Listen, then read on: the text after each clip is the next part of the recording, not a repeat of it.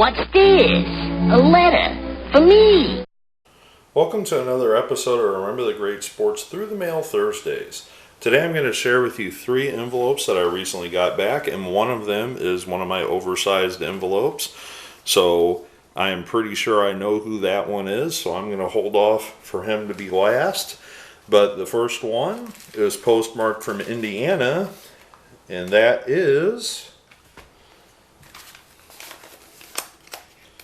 former Notre Dame legend Neil Worden on 1, 2, 3, and a 4th Notre Dame Georgia Tech card from that set. That Notre Dame won the game 27-14. So Neil Worden, one of the greats from Notre Dame,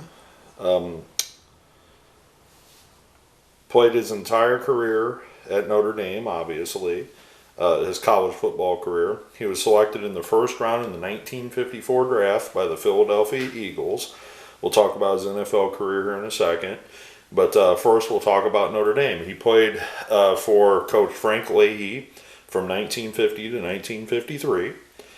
His senior year, the 1953 Notre Dame team finished the season 9-0 with 1 tie and was runner-up for the national championship.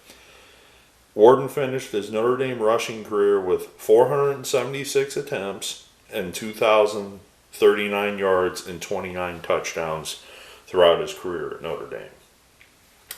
After being drafted by the Philadelphia Eagles, he only played for, it appears, 2 seasons in the NFL.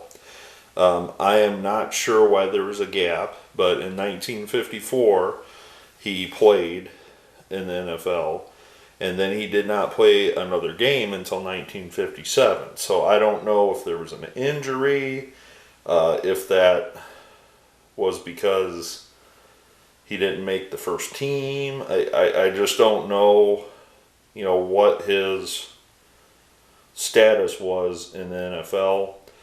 Maybe there's somebody out there that, can fill in the blanks, but he had a 3-year gap between seasons in the NFL. So he played in 12 in 1954, then he played in another 12 in 1957. So I don't know if that was military service, an injury.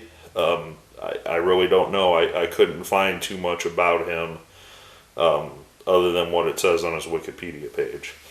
After the 1957 season, there was again a gap in time, and then in 1959, he played in the CFL, the Canadian Football League, for the Saskatchewan Roughriders for 5 games.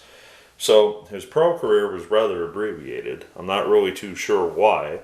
Again, maybe a viewer can fill in the blanks for me, but thank you very much, Mr. Worden. I absolutely love these old college cards. They're great for autographs. You can pick them up relatively cheap. I mean, I want to say you could find a box of these for $5 to $10, on the go. They made so many of these back in the day. There's North Carolina basketball. I've seen Oklahoma State, Auburn Tigers, just to name a few. Michigan State, Arizona State, on down the list, University of Arizona. And they just made tons of them, so they're relatively cheap to find. Like I said, anywhere from $5 to $10 a box. So thank you, Mr. Worden. Very much appreciated. All right, the next small envelope is postmarked from New York, New York. And it is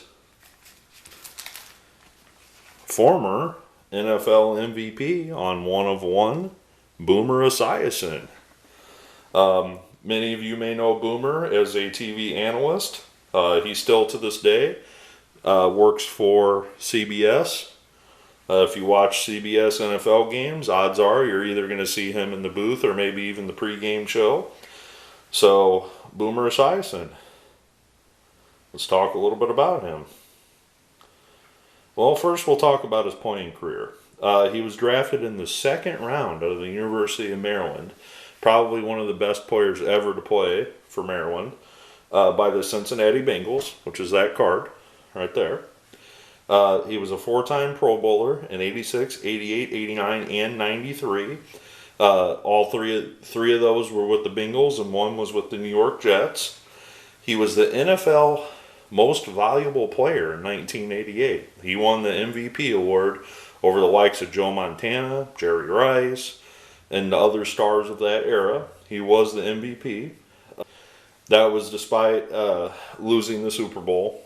They were the AFC champions in 1988. He won the Walter Payton NFL Man of the Year award in 1995 while he was a member of the Jets for his charitable work. He actually finished his career with Cincinnati as well. So after he left the Bengals, he went to the Jets for 3 seasons. He quarterbacked the Arizona Cardinals, not in a full-time capacity, in 1996. Then he returned to the Cincinnati Bengals as a backup quarterback / he started a game or two, it looks like. But he finished his career in 1997, where it all began. So, very cool. Football Nation ranks him as the 25th greatest quarterback of the post-merger era, according to his Wikipedia page. He is also has been inducted into the Nassau County Sports Hall of Fame, which is where he grew up and went to high school. Esiason's appeared in 25 different commercials. He's also appeared on some TV shows. He was on Spin City. He was on Blue Bloods. He made 2 appearances on The Family Feud. Can't say I saw that. He's written a book. He's co-hosted the Miss America pageant with Meredith Vieira. He's also co-hosted the Macy's Thanksgiving Day Parade with Julie Chen. So I guess a lot of people enjoy listening to his commentary, but most importantly, guys, this is the thing that you need to remember Boomer Esiason about. In 2015, he became the commissioner of the FFL, the Feline Football League, for Kitten Bowl 2 on the Hallmark Channel. So of all the accomplishments that Boomer has ever received, the MVP trophy, going to the Super Bowl, the broadcasting things, I would say the biggest thing in his career is he was the commissioner of the Feline Football League in 2015. All right, I'm just kidding, guys. But that's a little known fact about Wikipedia. You just never know what you're going to read sometimes when you pull up somebody's Wikipedia page. He also has a radio morning show, it appears, on WFAN, which is an East Coast New York station. So anyways, very happy to get Mr. Esiason back in the mail. From what I understand, he only does sign 1 item when you send in a request, so you can send 5, you're only going to get 1 back, signed. So pick the one that you want signed and, try to send one to him, and he might oblige. So thank you, Mr. Esiason. All right, now for the big envelope. It appears... Okay, yep. So, just to show you, I always put please return to protected cards. And the cards that are enclosed in there, I will start with the big one first. This former wide receiver of the Pittsburgh Steelers on an oversized card. Also a Washington Redskin, and to show comparison of how big that card is compared to the other. And here is a couple leaders cards that he also signed. That one's got a glare on it. So this one has Harold Jackson on it. I know that I've seen him sign through the mail, so I might send one his way. I'm not sure about Tucker and Qualick, but maybe I'll take a look at sending those out and seeing if we can get a few of those signed. So, Roy Jefferson played at the University of Utah as a wide receiver.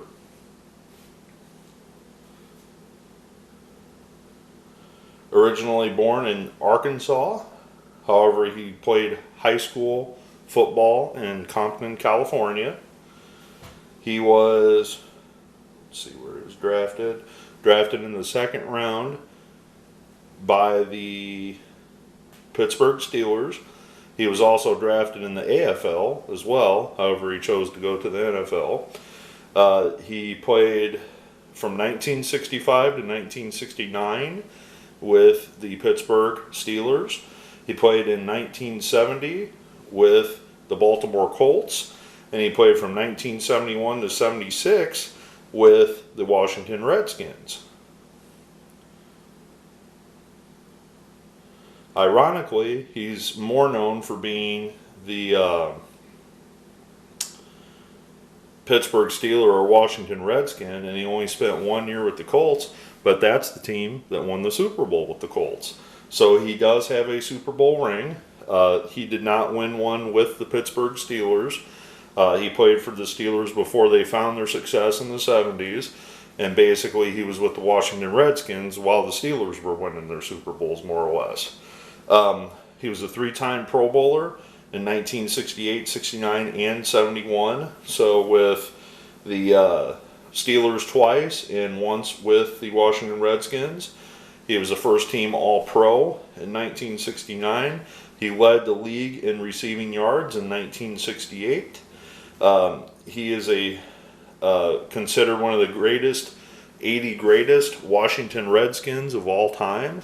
I would probably go to guess that he's probably one of the 80 greatest Pittsburgh Steelers as well.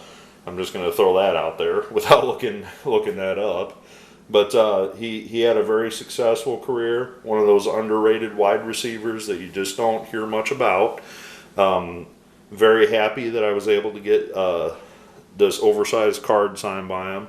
I had a couple addresses that I sent to, and I want to say the first one I sent, I got a return to sender, and I had to resend it. I don't remember the address off the top of my head, either of them, but I just want to warn you, if you do decide to write them, to make sure you get your address correct. You know, going back to one of my tips, verify your addresses.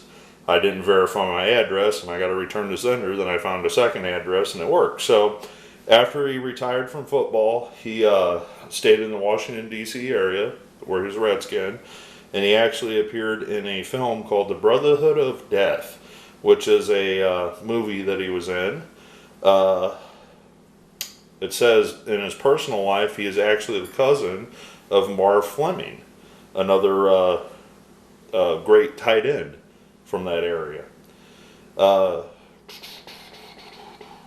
Says in the off season he finished his degree and completed his bachelor's degree in 1970 from the University of Utah.